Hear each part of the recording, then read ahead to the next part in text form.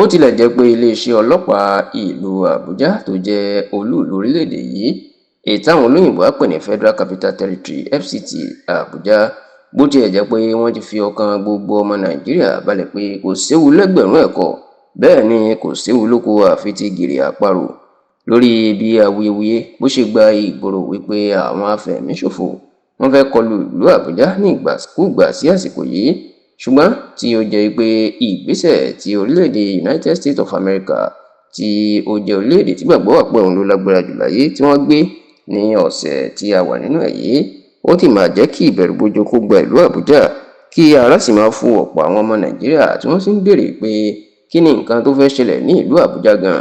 àti wípé ṣé ẹ̀mí àwọn ọmọ Nàìjíríà pàápàá àwọn tó wà ní ìlú Àbújá lásìkò yìí ṣé ẹ̀mí wọn dè gan. Ǹjẹ́ kí ni nǹkan tí ó ń ṣẹlẹ̀ gan ní táwọn èèyàn fi ń béèrè pé kí ló fẹ́ ṣẹlẹ̀ ní ìlú Àbújá?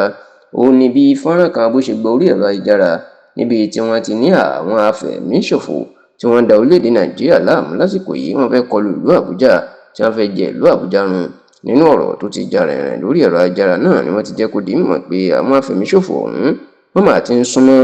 ilé ìjọba ní Àbújá àti àárín gbùngbùn ìlú Àbújá tí wọ́n sì ní bí wọ́n bá fi wọ ìlú Àbújá níṣe ni wọn yóò kàn máa fi ẹ̀jẹ̀ àwọn èèyàn wẹ̀ tí wọn yóò máa pa àwọn èèyàn lọ. Ọ̀rọ̀ yìí ló máa dá ìbẹ̀rùbojo sílẹ̀ tó sì jẹ́ kí ọ̀pọ̀ àwọn èèyàn kí wọ́n máa wòye pé bí wọ́n bá fẹ́ ṣerú eléyìí sí ìlú Àbújá tí ibùjókòó agbára Nàìjíríà wà,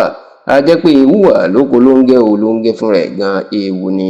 Ṣùgbọ́n nígbà tí ìbẹ̀rùbojo yóò tún wá mú ọ̀pọ̀ àwọn èèyàn tí wọ́n fi ń béèrè wípé kí ló fẹ́ ṣẹlẹ̀ nílùú Àbújá, ẹ là wá lọ́yẹ̀, ẹ gbà wá o. Ó ní ìgbésẹ̀ tí orílẹ̀-èdè Amẹ́ríkà tí wọ́n gbé nínú ọ̀sẹ̀ tí a wà nínú ẹ̀ yìí, pẹ̀lú bí orílẹ̀-èdè Amẹ́ríkà bí wọ́n ṣe ti